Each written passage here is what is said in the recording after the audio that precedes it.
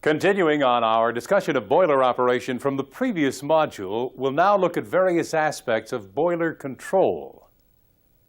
This will include an examination of that very important feature of boiler operation, boiler water control and conditioning. We'll also discuss environmental factors and control of boiler emissions and effluents. But first, let's take a look at the control devices that permit the operator to run the boiler as efficiently as possible while responding to changes in load demand. We have already studied monitoring equipment, both the traditional control panel and the modern operator's console. In either case, the operator is able to stop and start equipment and make adjustments remotely, that is, from his central operating position. The operator can also manually adjust all of the major operating parameters, such as fuel input, combustion air, feed water flow, steam temperature, and so on. Of course, it's almost impossible to simultaneously control all of the many variables manually. Indeed, it is essential that the major operating variables be controlled automatically. Modern automatic control systems have been developed to a high degree of precision and can provide excellent results in maintaining a high level of efficiency, reliability, and safety. This schematic shows the essential components of a control loop. They are the sensor, transmitter, controller, and actuator. The sensor measures the operating parameter that is being controlled, such as pressure, temperature, flow, or level. This information is then fed into the transmitter, which prepares the signal for transfer to the controller. Older installations still use compressed air as the signal medium. Typically, the pressure of the pneumatic signal will vary between 5 and 30 psi, depending upon the value to be transmitted. Another method for information transfer is via electrical signals, with the transmitter output being adjusted by millivolts or milliamps. These pneumatic or electric signals are known as analog signals. In modern installations, a transmitter produces digital signals for transfer to the computer or central processing unit in the control room. The digital signals have the advantage of being faster and being able to transmit a higher volume of information. Another advantage of the digital control system is its ability to continuously check incoming readings for accuracy and abnormal indications. It does this by comparing multiple readings, computing averages and implied values, so that any obviously incorrect signal is discarded before it can bring about faulty positioning of the auto controls. So returning to our schematic, the sensor signal is fed into the controller, where it is compared with a set point established by the operator. Where any deviation is present, the controller sends an action signal to the actuator to make corrections. The actuator is really the power device in the system, converting small analog or digital signals into mechanical movement. For example, to adjust the fan dampers or to open the feed water control valve. The actuators generally are motivated by compressed air or precisely controlled electric motors and positioners. Even when we're operating the system manually, the actuators are still required to adjust equipment position. In fact, the changeover from automatic to manual control merely allows the operator to provide the driving signal to the actuator and thus enables remote operation. So let's take a look at some typical control circuits. Here we'll simply be looking at the logic of the circuit. The actual control system may be pneumatic, electrical, or digital, but the logic of the operation is the same. Here we see a very basic combustion control scheme for controlling boiler main steam pressure. The actual measured pressure is compared in the master controller with the selected set point. Any deviation causes a correction signal to be sent to the fuel supply actuator and the combustion air actuator. During load changes, the signals are biased so that sufficient combustion air is always available to avoid the potential formation of a rich, explosive mixture in the furnace. For example, during a load increase, the airflow is increased before fuel is increased.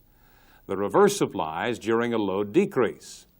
Either of the actuators can be switched from automatic to manual operation if required. An additional control allows the operator to set the desired fuel-air ratio. Experience proves that more excess air is required at low loads to maintain stable combustion. One disadvantage of this simple system is that it must wait for the pressure to actually fall before commencing a corrective action. And even then, some more delay is experienced in mechanically changing the airflow and fuel supply. Yet further delay is encountered before the increased combustion brings about the desired rise in pressure. The cumulative delay from this control system results in a fluctuating steam pressure. This situation can be vastly improved by adding a second element to the control system. That is, by measuring the steam flow from the boiler and using this as an anticipatory signal. We know that increased steam flow from the boiler will result in a falling steam pressure within a time period of about 10 or 15 seconds. However, by applying the steam flow signal to the master controller, the corrective action is started in advance, and so provides increased combustion at about the same time as the pressure begins to fall. The actual resultant pressure then trims the controller settings. A further improvement of the system may be obtained by connecting the oxygen analyzer signal to automatically adjust the fuel-air ratio. This acts as a trimming device to precisely control the combustion air and bring the excess oxygen in the flue gas to the desired set point. Auto control of induced draft, where fitted, is not usually considered part of the combustion control system, as it is operated by a separate, dedicated control loop. The controlling parameter is measurement of furnace pressure, that is, negative pressure. The controller is set to maintain about minus 0.5 inches water gauge in the furnace, and it achieves this by adjustment of the ID fan dampers. Steam temperature control is also independent of the combustion control system. Final and reheat steam temperatures are measured and processed through a controller to actuate one or more attemperating devices, such as adjusting the flow of de-superheating water, adjusting the tilt of the burners, adjusting the flow of gas recirculation. This last technique provides the same effect as firing with increased excess air, but without the increased heat loss up the chimney. The recirculating gas merely circulates in a closed loop, while increasing the mass of gas flow across the superheater tubes, with consequent increase in main steam and reheat temperatures. Now, there are many other arrangements of combustion control systems with increasing degrees of complexity and sophistication. You must make sure to thoroughly learn your own system. Another multi-element control system that is vitally important is the boiler feed water control system. The three elements include the actual level of water in the drum, the steam flow out from the boiler, the feed water flow into the boiler. In this arrangement, the level signal tries to adjust the feed water control valve to maintain a constant level. At the same time, the difference between steam flow out and feed water flow in acts as an anticipatory signal so as to provide anticipatory action on the control valve. In some control systems, the set point value of desired water level is automatically adjusted with load, that is, steam flow out of the boiler. At high load, the target level is maintained slightly higher in anticipation of a possible load rejection, with consequent rapid fall in level due to shrinkage. Conversely, at low load, the set point is adjusted to maintain a slightly lower level in the drum, in this case anticipating the possibility of a sudden increase in steam demand, with resultant increase in water level. Another refinement to the feed water control system may be made to the mode of measuring water level. This measurement in inches or centimeters is usually inferred from the pressure indicated at the bottom of the column of water. The problem with this technique is that the density of water in the drum changes with variation in saturation temperature, and this depends upon pressure. In order to improve accuracy, the drum level measurement is corrected for pressure variation by adding a pressure signal to the computation. Yet further refinements may be made to the water level control system, such as steam temperature compensation to provide more accurate measurement of steam flow, compensation for blowdown and soot-blowing steam flow when comparing output steam flow to input feedwater flow. You must make sure to thoroughly learn the automatic control systems installed on your boilers. One very important feature of any control system is that it must provide smooth transfer from automatic to manual operation and vice versa. In most systems, this is achieved by making the alternative selection continuously follow the actual output signals to the actuators. In this case, any switching from automatic to manual, for example, will keep the actuator in the same position till further change is made. Our discussion here of automatic boiler controls has centered around modulating control systems, which continuously adjust fuel, air, feed water, etc., to maintain the desired operating parameters. The actual on-off actions for placing burners in service and monitoring for safe combustion conditions are carried out by the burner management system, as discussed in the previous module. Well, at this point, it's time for us to take a break. We'll come back and talk about boiler water control and conditioning. For now, please switch off the tape and thoroughly review this material in your workbook.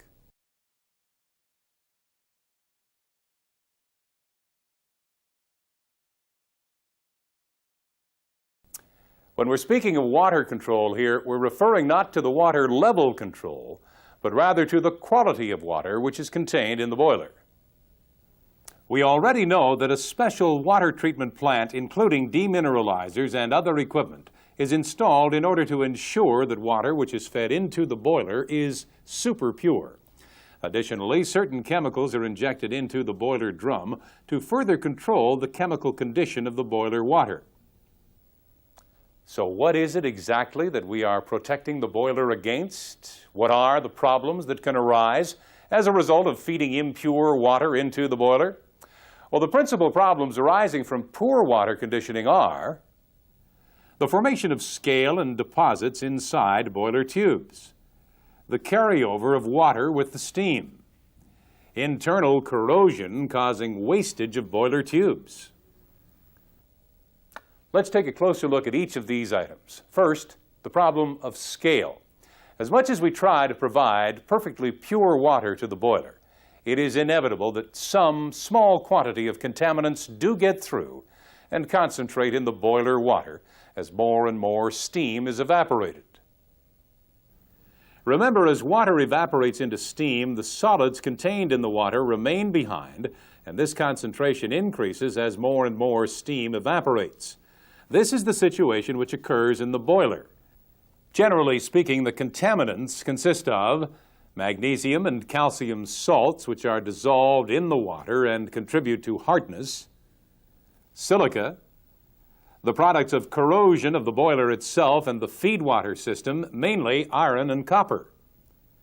At high temperatures, such as encountered in boiler water, and above a certain concentration, these solid materials precipitate out of solution and deposit on the inside of the tube wall. This deposit then forms an extremely hard scale that cannot be removed by the flow of water.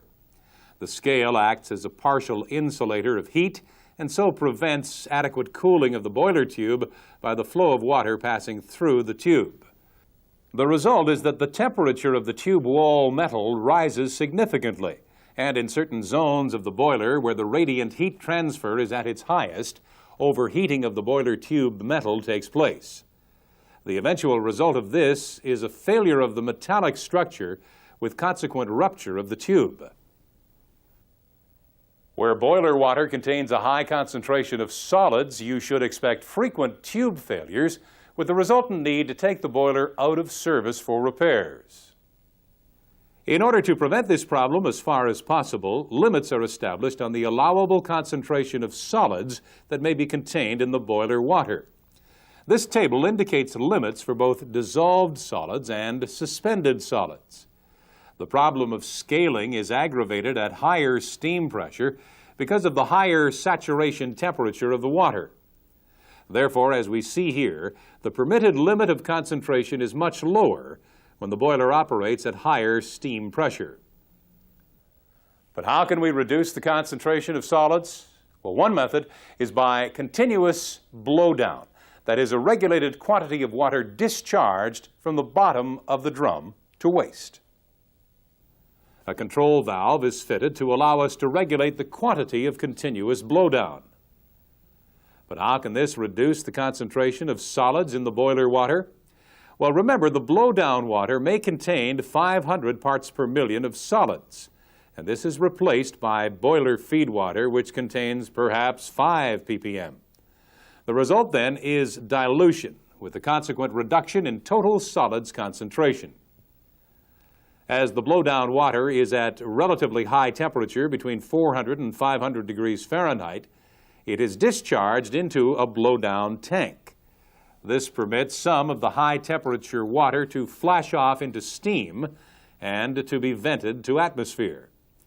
The remaining water is then discharged to waste. Of course, there are some losses involved in discharging blowdown to waste.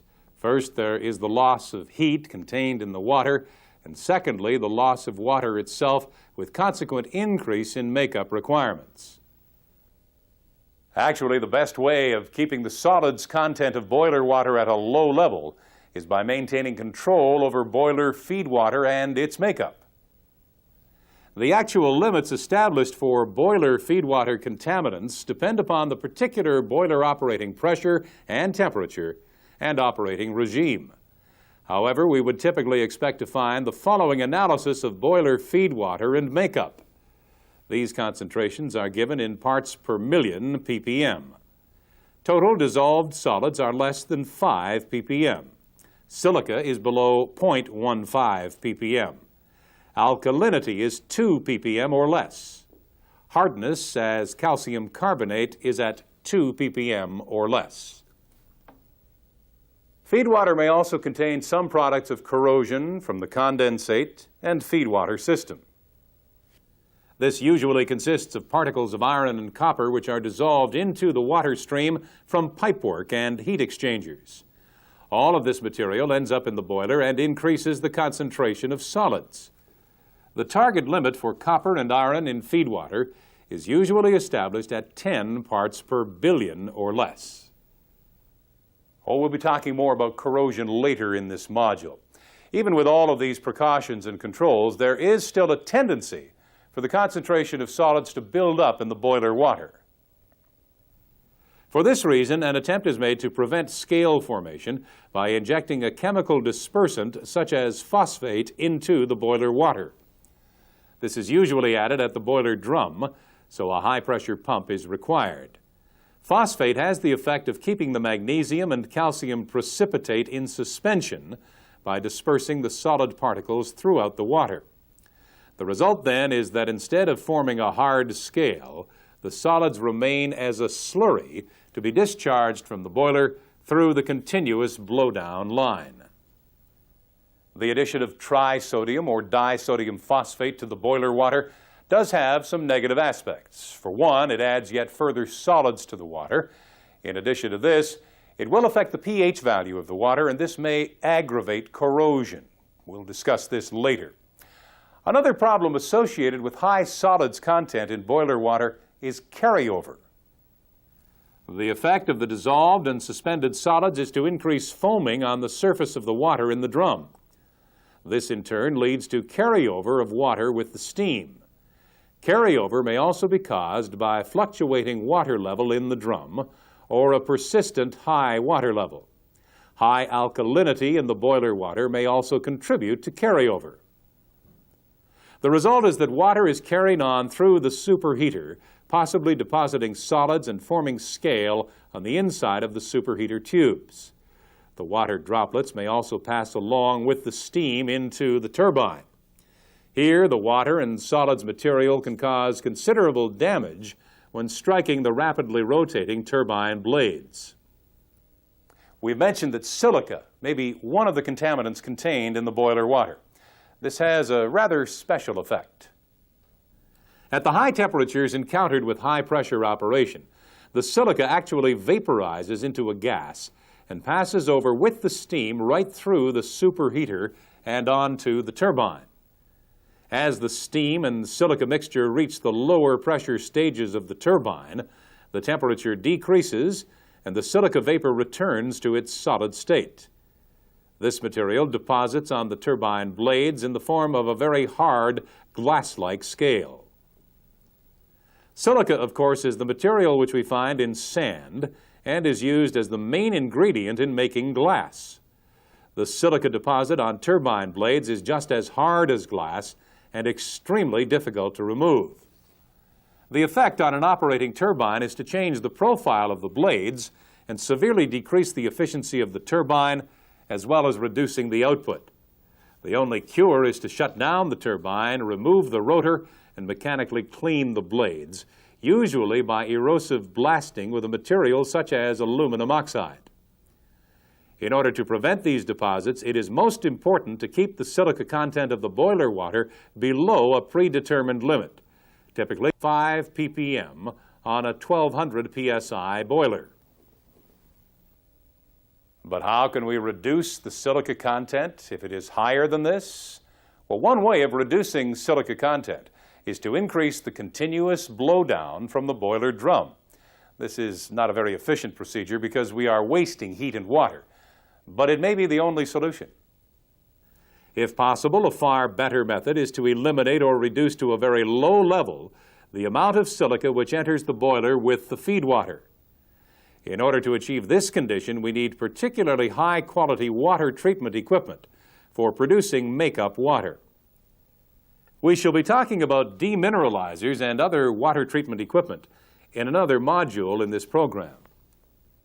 The problem of silica is so serious that in the event that we cannot reduce the silica content in boiler water, it will be necessary to reduce the operating pressure on the boiler and consequently the power output of the unit. So far in this brief review of boiler conditioning, we have looked at the effect of suspended and dissolved solids in boiler water, the need for chemical treatment of boiler makeup water and feed water, the control of boiler water concentration by continuous blowdown, the use of phosphate injection to prevent scale formation, the effect of carryover, which may be due to high solids content and high alkalinity, the effect of silica in boiler water, and the need to maintain concentration below established limits. Now, at this point, it's time for a break, and then we'll come back and look at the causes and ways to prevent corrosion due to boiler water condition. At this time, please switch off the tape and review this material in your workbook.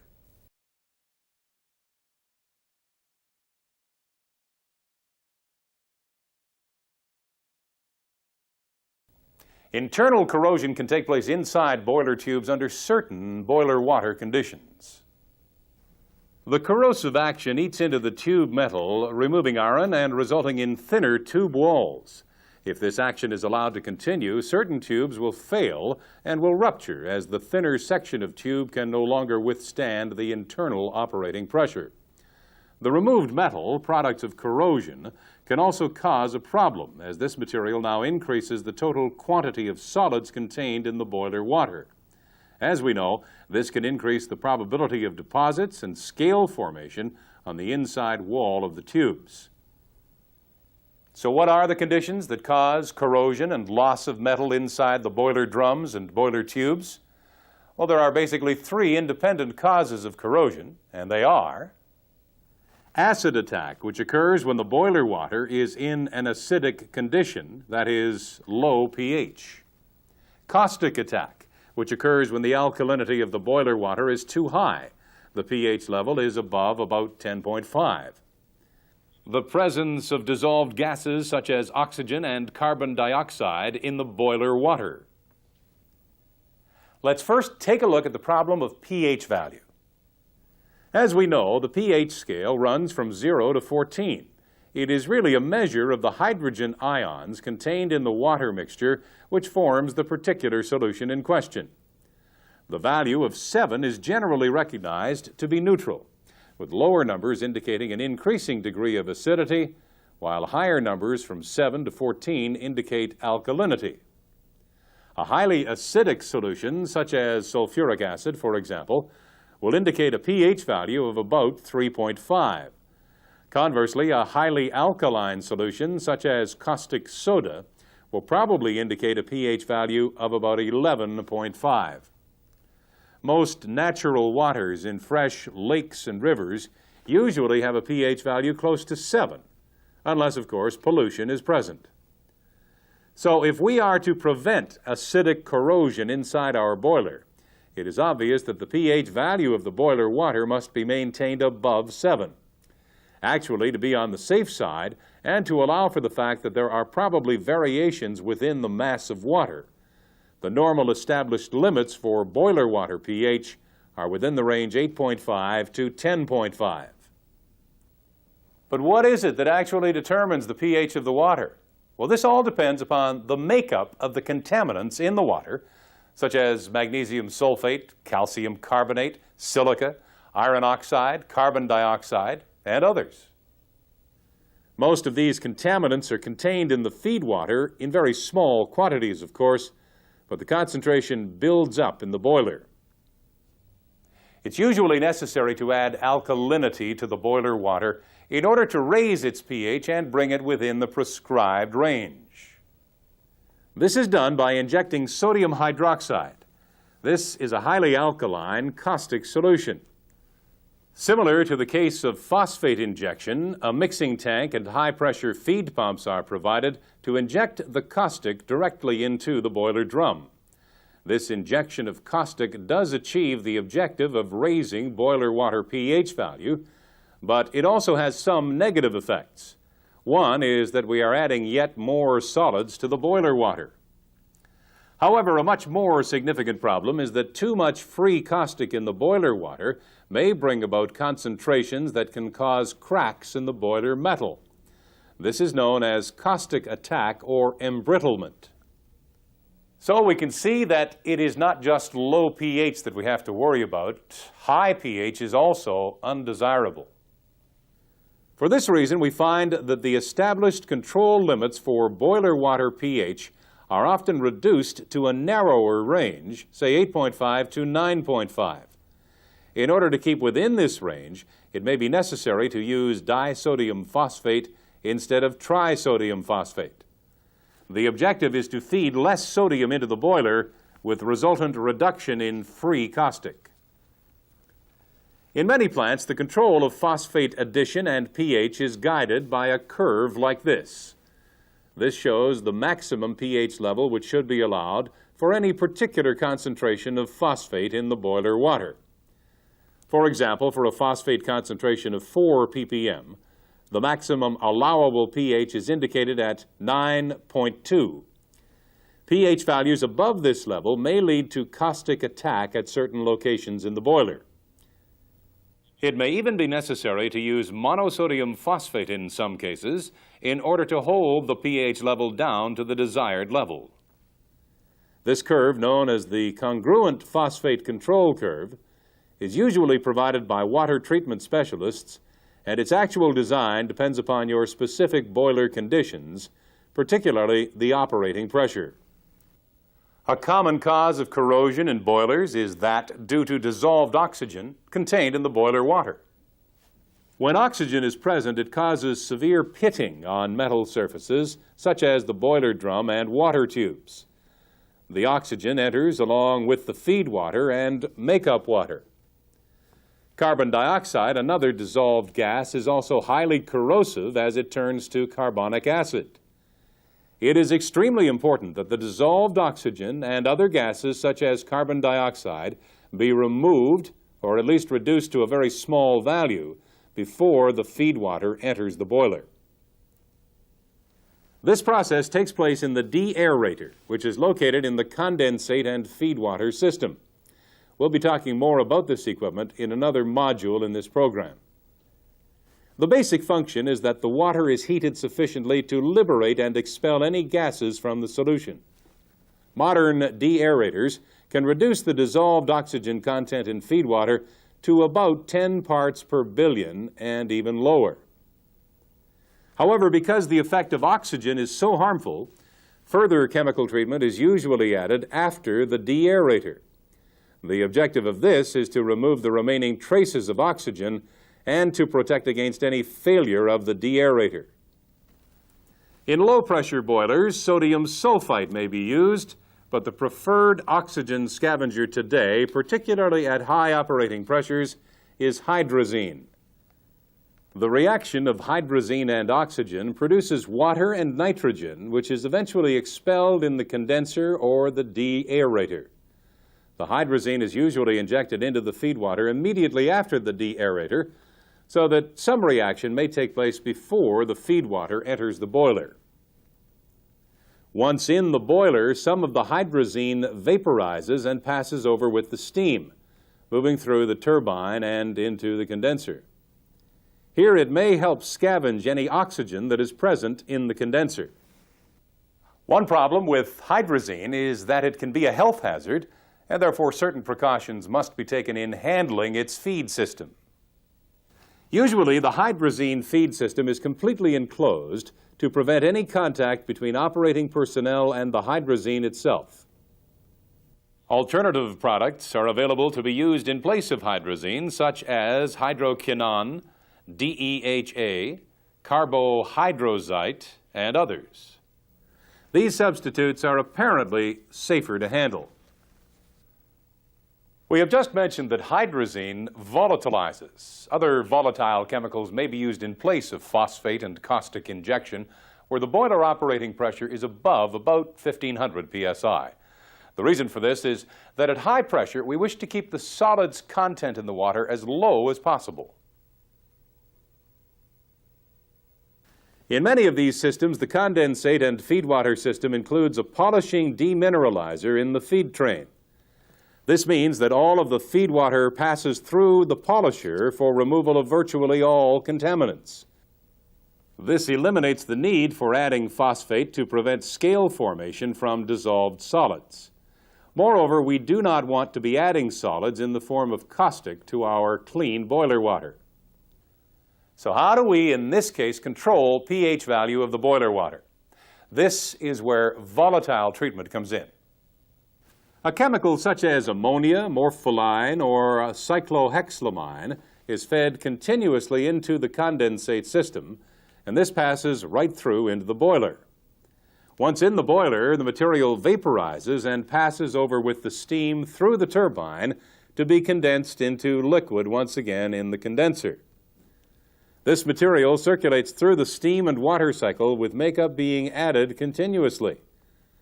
The effect is to raise the pH value of the water to protect against acidic corrosion in both the pipework and the boiler. Clearly, from our discussion here, we can see that boiler water conditioning is often a compromise, and it does require experienced water treatment specialists to establish the procedures for your particular boiler. Now, this will include the limits to be maintained of various constituents in boiler water, the type of additive chemicals to be used, and the correct mixing concentrations, the frequency and methods for performing analysis on boiler water and feed water, the methods for reporting results of water analysis. Most large power plants are equipped with specialized personnel and lab equipment to perform boiler water analysis and control. In smaller industrial plants, the operator may be required to carry out certain tests with backup from a visiting specialist. In many plants, continuous automatic analysis is performed and displayed on a panel. Of course, in order for the readings to be meaningful, it's essential that the equipment be regularly checked and calibrated. The operator must always be aware of the actual boiler water conditions at any time and how this compares with the established limits of operation. He must also know what action to take in case the conditions move drastically outside the limits. Be sure to check the procedures and established practice for boiler water control in your particular plant. For now, please switch off the tape and review this material in your workbook.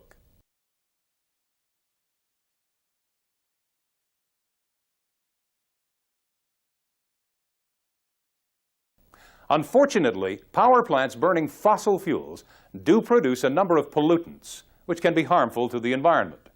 Pollutants from the boiler discharge to the environment in three different forms.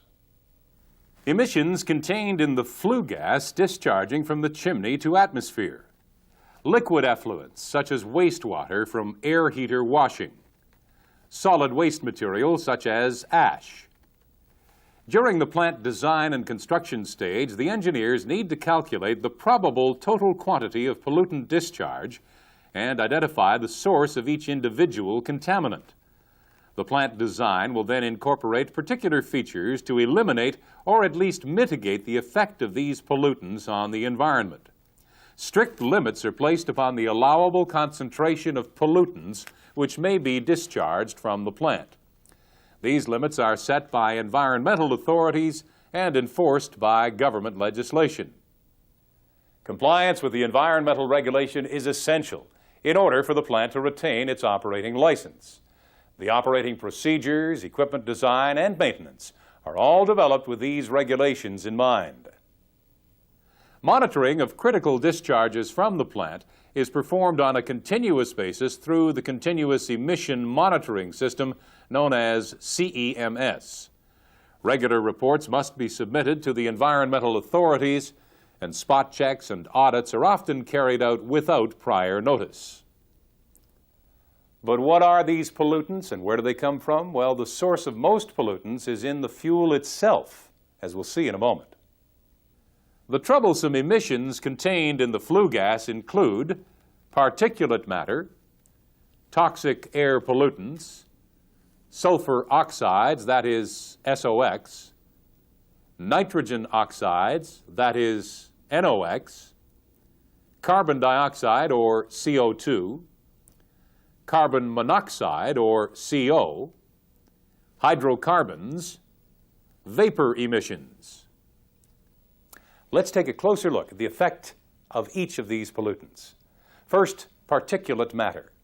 Particulate matter consists mainly of fly ash and possibly particles of carbon. The pollutant is actually solid material, but it is usually considered as an air contaminant because it is part of the flue gas stream and it affects the immediate surrounding atmosphere.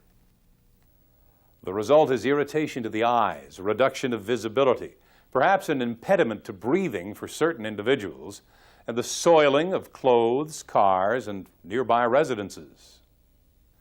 The particulate matter may include certain toxic compounds which are formed from small quantities of metals contained in the fuel ash, such as lead, chromium, nickel, and others.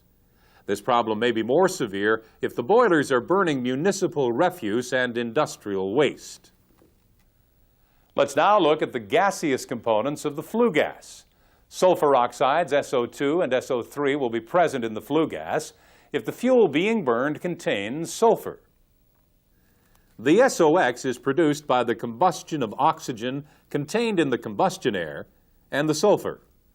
When the SOx discharges from the chimney to atmosphere, it mixes with moisture, and as this cools, it may form sulfuric acid and contribute to acid rain.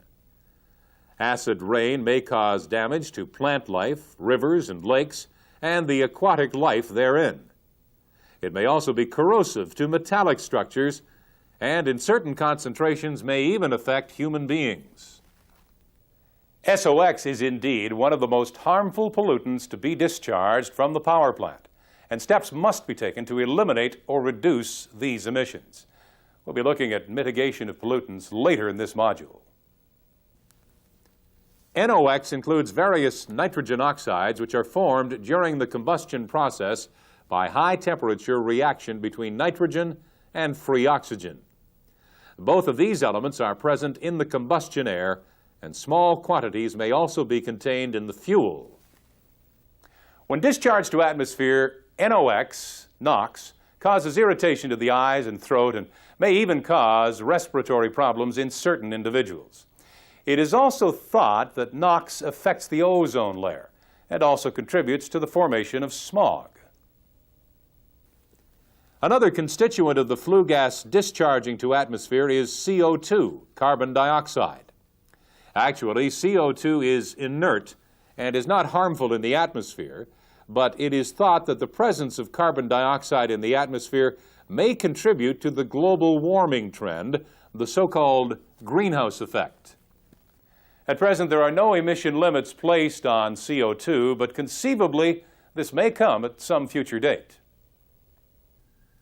The flue gas may also contain carbon monoxide, CO, if combustion has not been completed in the boiler. Carbon monoxide is extremely poisonous and in high concentrations can quickly cause death in human beings. In practice, the quantity of CO discharged from power plant boilers is very small and becomes completely diluted by the other gases discharged and the atmosphere.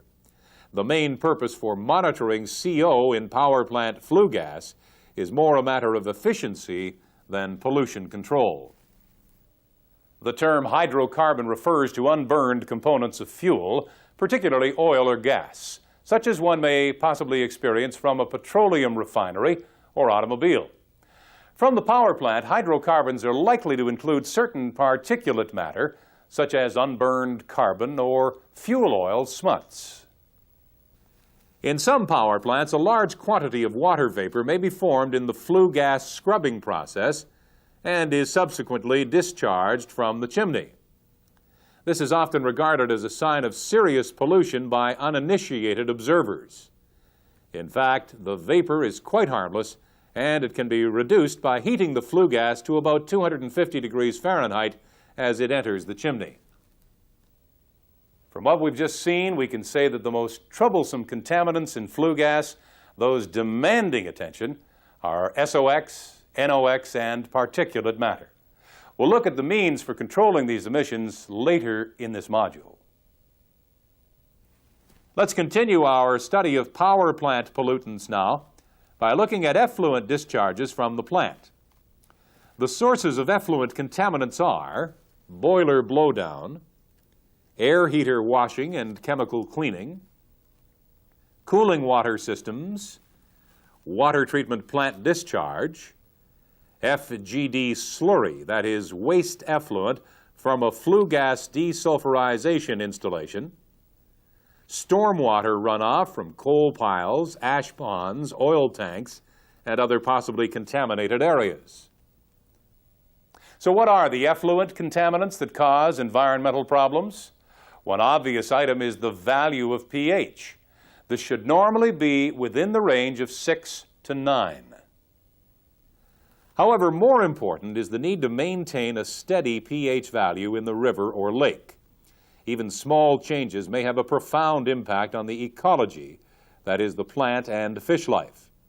The presence of oil, grease, and any other floating material may also damage aquatic life, as well as being undesirable from the point of view of appearance. Suspended solids contained in the effluent make the receiving body of water dirty and may also affect the color. Solids may also form sludge and settle in water channels. Traces of heavy metals, such as lead, copper, zinc, mercury, and others, may be contained in industrial effluents. In the case of a power plant, this may occur with stormwater overflow from the ash pond. Many of these heavy metals are classified as hazardous, as they are poisonous to fish and also to human beings. Rapid changes in temperature are also hazardous for marine life. Therefore, the temperature of effluent discharging from the power plant must be maintained within established limits. Now, at this point, having looked at the nature of power plant pollutants, we'll take a break and then come back and see what can be done about this problem. For now, please switch off the tape and review this material in your workbook.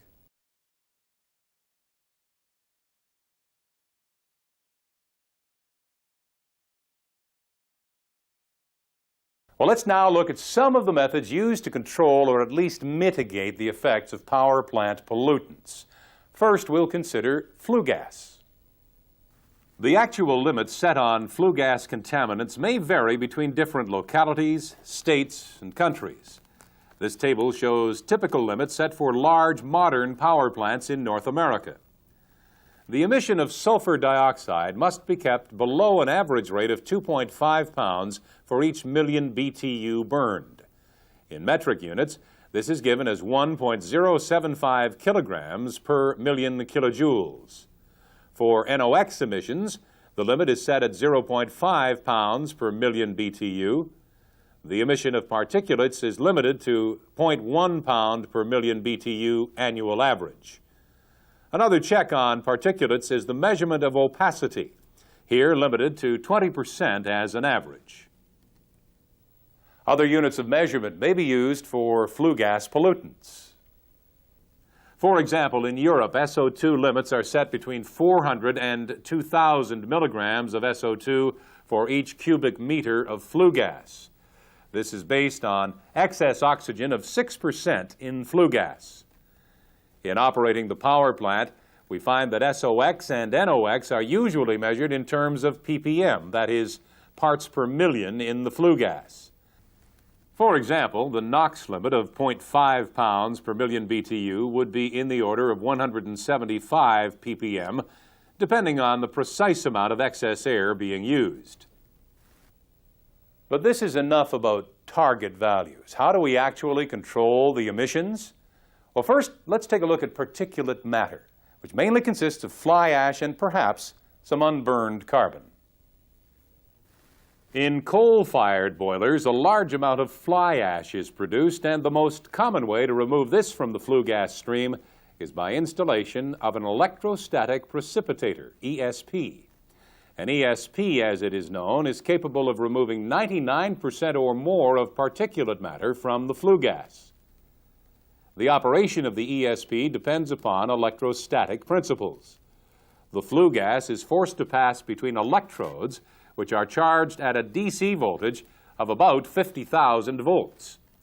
This high voltage causes electrons to flow from the negative electrode through the flue gas to the positive electrode, which is grounded.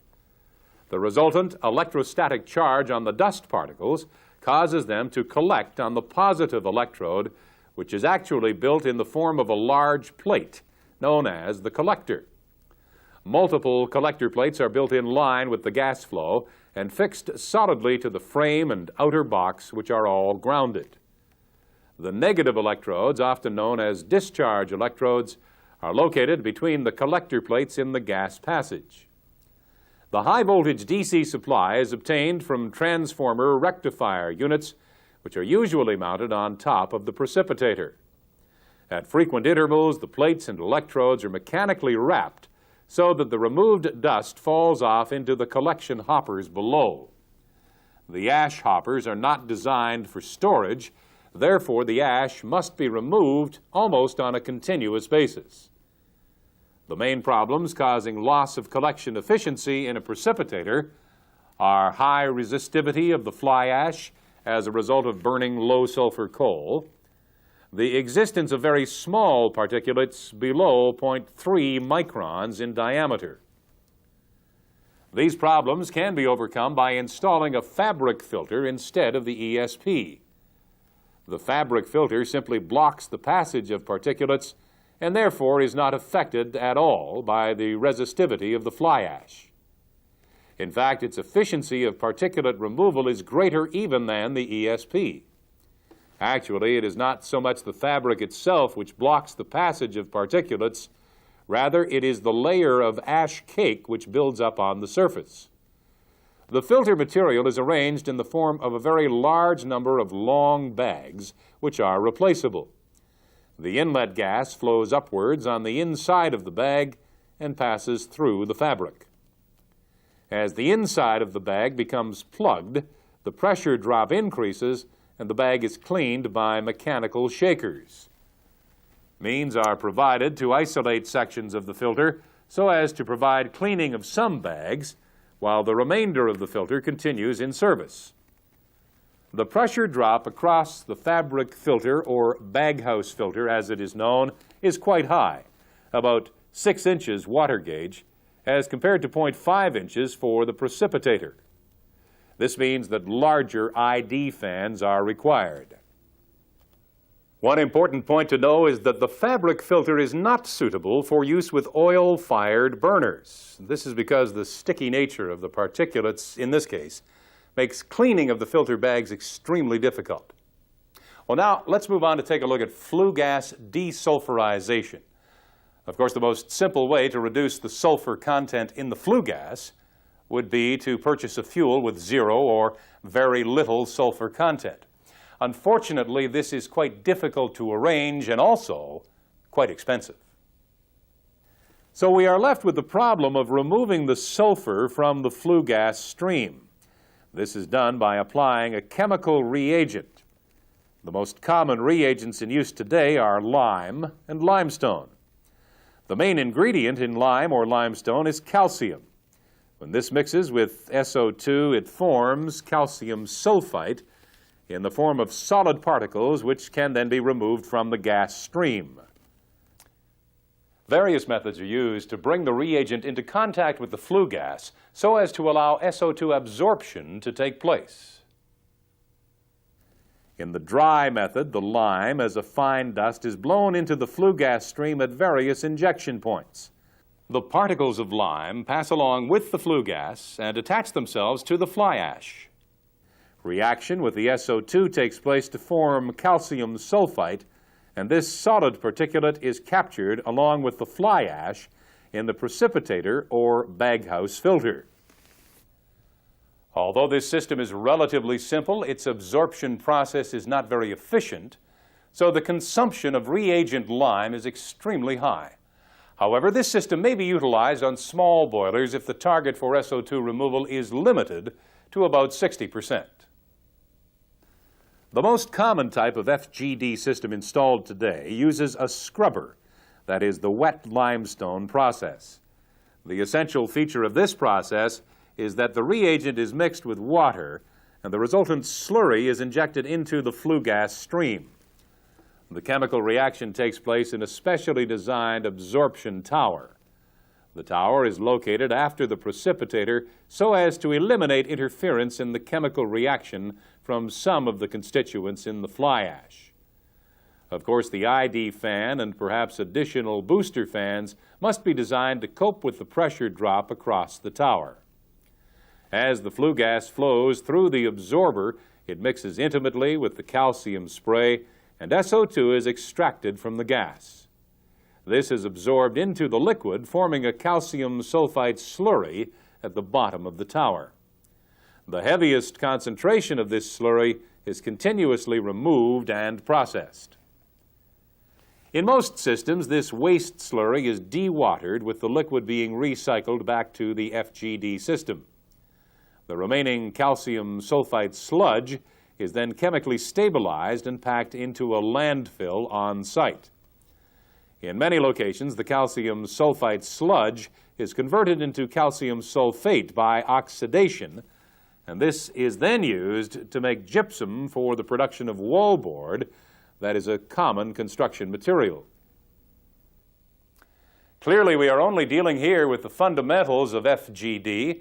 The subject is demonstrated in much greater detail in some of our other programs, such as environmental protection control. The subject of NOx control is also dealt with in that training program. The reduction of NOx in flue gas is generally achieved by modifying the technique and control of combustion. The main objective of low NOx techniques is to slow down the rate of combustion. This reduces the temperature of the flame, with consequent reduction in the reaction between nitrogen and oxygen to form NOx. One way to achieve this is by reduction of excess air, but as we know, this may result in incomplete combustion. To overcome this, special low NOx burners are installed. These are designed to allow far more precise control over air and fuel distribution to each individual burner. Over-fire air is often added at a higher level in the furnace to help complete combustion from low NOx burners. Another technique is to use gas recirculation, similar to the arrangement for temperature control mentioned earlier. In order for these low NOx techniques to be successful, the boiler instrumentation and control system must be more complex than on earlier boilers. Precision and reliability are vital. Where emission limits are extremely tight, a chemical method is sometimes used to remove NOx from the flue gas. One method is to inject ammonia into the gas stream. When temperature conditions are right, about 1600 degrees Fahrenheit, the ammonia reacts with the NOx to produce water vapor and nitrogen, which passes harmlessly up the chimney. This process is known as selective reduction. Because of the need for high temperatures in order to ensure good reaction, the ammonia injection nozzles must be located in the superheater or reheater zone, an inconvenient location. To overcome this problem, a catalyst reactor may be fitted into the gas stream, usually after the economizer, and this allows the NOx absorption to take place at lower temperatures, say 600 to 750 degrees Fahrenheit, or about 400 degrees Celsius. This system is known as SCR, catalytic reduction. Let's now turn our attention to the cleanup required for liquid effluent. Typical limits set on discharge effluents indicate that suspended solids should be limited to an average value of 30 ppm and 100 ppm maximum. The pH value should be between 6 and 9. Oil and grease must be limited to 20 ppm maximum. The residual chlorine must be kept below 0.2 ppm maximum. In order to comply with these limits, it is necessary to remove offending solid material from the effluent, and this is done usually by clarification and/or filtration. Most of the solid material is removed and must in turn be buried in a certified landfill site. Before the final clean effluent is discharged into the river or lake, the pH will be corrected by the addition of caustic or acid. One particular nasty effluent has been addressed in the regulations, and that is the seepage of rainwater down through coal piles or ash piles. This water, taking with it contaminants, some which may be hazardous, percolates down through the earth. There it may find its way into the natural groundwater, which is often used for drinking by animals and people. Nowadays, it is necessary to install an impervious liner, usually of heavy plastic, below any of these areas, including the ash pond. Stormwater runoff must be collected and treated to remove solids. A liner is also required for the landfill area where solid waste is eventually laid to rest. In fact, there are definite rules and regulations which govern the construction and operation of a certified landfill site. Now, in these last two segments, we've endeavored to briefly outline some of the environmental problems that face us in operating a fossil-fired power plant. We've been talking generally, but you must make sure to study your own plant requirements, its specific problems, and the established limits of discharge of pollutants. You may also find it beneficial to refer to our Environmental Protection and Control training program. At this time, please switch off the tape and thoroughly review this material in your workbook.